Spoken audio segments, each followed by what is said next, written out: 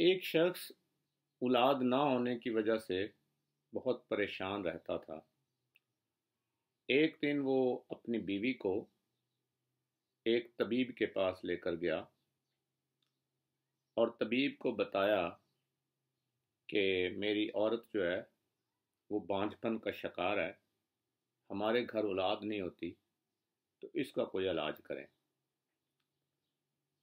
طبیب نے اس عورت کی پلس یعنی نبض چیک کی اور اس کو بتایا کہ اس کا علاج نہیں ہو سکتا کیونکہ یہ 40 دن بعد مر جائے گی۔ وہ شخص اور اس کی بیوی بہت پریشان ہوئے، ڈرے اور گھبرائے ہوئے وہ گھر واپس آ گئے۔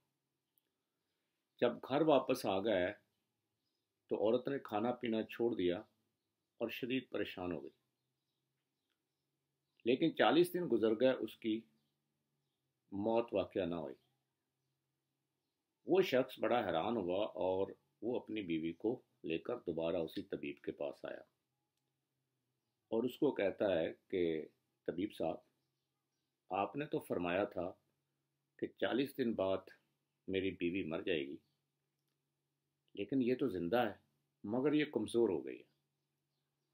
تو طبیب نے اس کو دیکھا اور کہا اب اس کے بانجھ پن کا علاج ہو جائے گا، کیونکہ یہ موٹاپے کا شکار تھی اور کھاتی بہت تھی،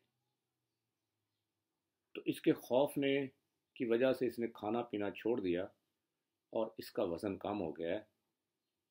اب یہ قابل علاج ہے، اب اس کے بانجھ پن کا علاج ہو سکتا ہے اور اب آپ کے اولاد انشاءاللہ ضرور ہوگی۔